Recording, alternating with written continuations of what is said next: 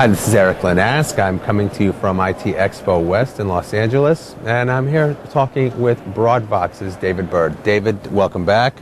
Thank you. Glad to have you with us again. So I guess one of the things I know you guys have been focusing quite heavily on lately are various partnerships. I know specifically there are 2 or 3 partnerships that you've been really working hard on lately. Yes. It's always interesting when we talk about the OEMs because I never want anyone to get jealous. So I try to spread it around. But we worked really a long time with one company in Richardson, Texas called ESI. And we completed our interoperability testing. They've now completed their plug-in card to make it SIP compatible. And we just finished doing training sessions with their people and their dealers. Their dealers are signing up, and that's really exciting for us and for ESI. The other is NEC. We completed our testing with them and spent the last few weeks on the road with NEC and Polycom and talking to their dealers, their enterprise enterprise sales force, and that's worked out real well. And then finally, another one that's been something we worked on for, probably about a year again, but well worth it, has been our Panasonic relationship. So right now we're in the middle of our road tours with Panasonic. We signed up quite a few of their dealers, and we're very, very excited about the activity that we're going to see between now and the end of the year. Oh, that's certainly fantastic.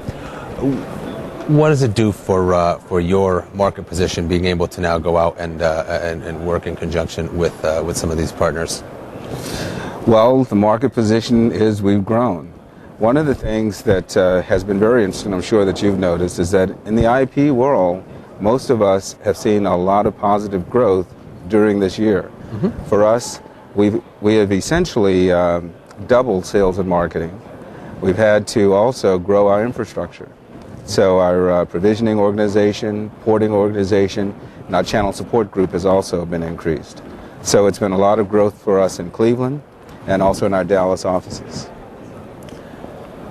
Other than obviously these the work with these partners, various partners, what's driving what's driving the growth? What's driving interest in Broadvox? It's interesting you say that. I always give everyone the same answer: up to 70% savings.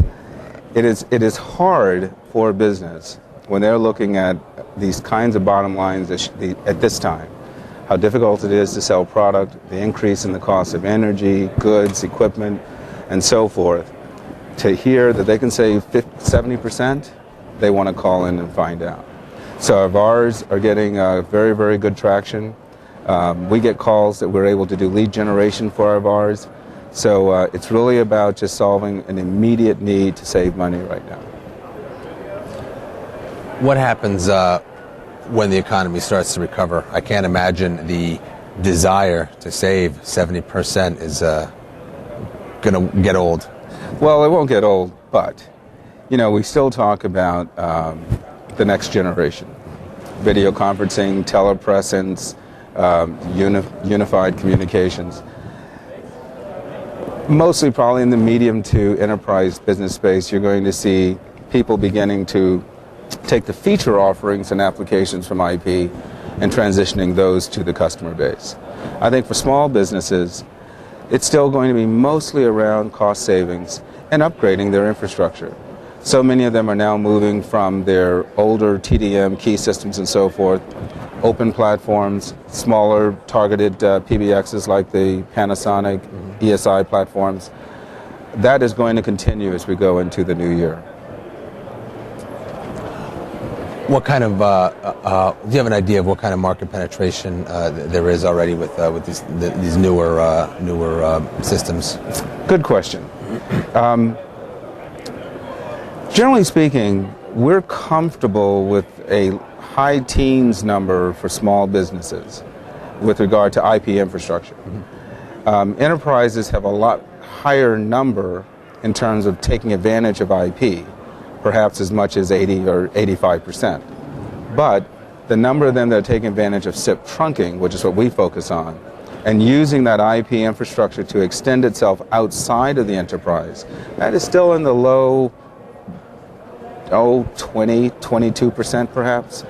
So there's a lot of upside growth still out there. So obviously, like I say, there's an awful lot of potential for growth. Why hasn't the adoption rate grown more rapidly than it already has? And that's okay. Well, then that's where we talk about my old competition kind of statement.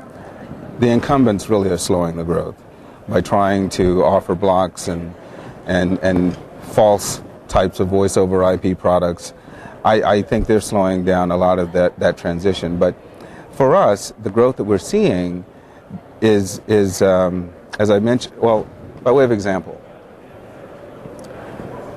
we are currently 300% more in terms of sales this month than we were a year ago. All right? Next month, we'll probably be another 250% above what we were a year ago. So the adoption rate for us is plenty. We are seeing a lot of business come through the door.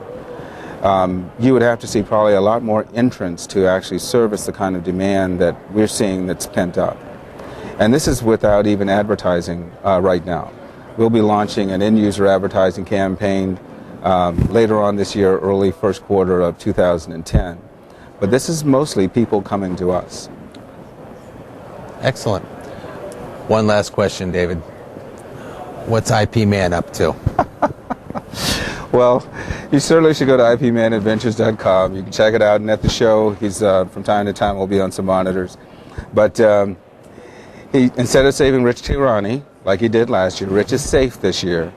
The entire show is threatened, though, this year by one heck of an evil robot built by the evil Bellhead. So he had to come to the rescue one more time. Excellent. Check out the latest IP Man video. We've been talking here with Broadvox's David Byrd. David, thank you very much, and have a great show. All right, thank you, Erik.